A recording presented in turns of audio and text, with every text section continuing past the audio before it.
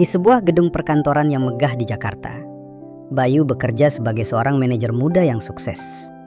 Ia pintar, tetapi ia punya satu kebiasaan buruk. Ia sering bersikap kasar dan semena-mena kepada mereka yang dianggapnya di bawah. Korban utamanya adalah Pak Joko, seorang petugas kebersihan Parubaya yang selalu tersenyum meski sering dibentak.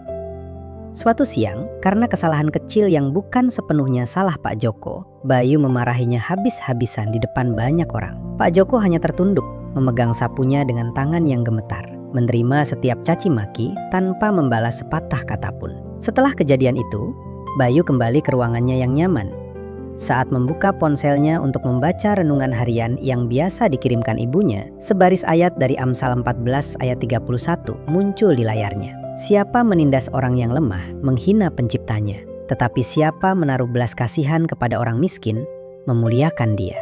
Bayu tertegun. Kata menghina penciptanya tertanam kuat di pikirannya. Ia menyadari sebuah fakta rohani yang mengerikan. Saat ia merendahkan Pak Joko yang lemah, ia tidak sedang sekedar membentak seorang petugas kebersihan. Ia sedang menghina Tuhan yang menciptakan pria tua itu. Fakta kebenaran dari Amsal ini menjadi tamparan sekaligus motivasi besar bagi kita.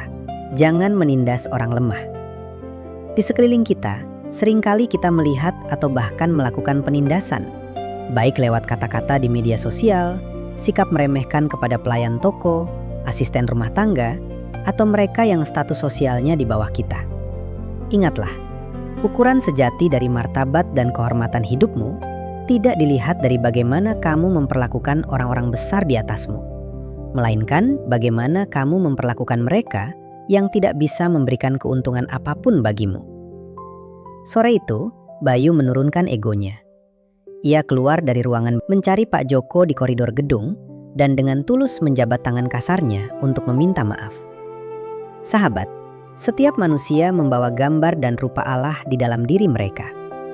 Ketika kita melembutkan hati untuk mengasihi dan menghargai orang yang lemah, disitulah kita sedang memuliakan Tuhan dengan cara yang paling nyata.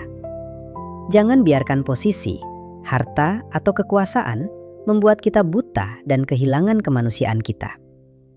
Tuhan yang menciptakan setiap kami berharga di matamu. Ampunilah kesombongan kami jika selama ini kami sering merendahkan atau menyakiti sesama kami yang lemah. Lembutkanlah hati kami agar selalu dipenuhi oleh belas kasihan-Mu. Ajarlah kami untuk melihat setiap orang dengan mata-Mu, sehingga hidup kami dapat memuliakan-Mu melalui tindakan kasih yang nyata setiap hari. Amin.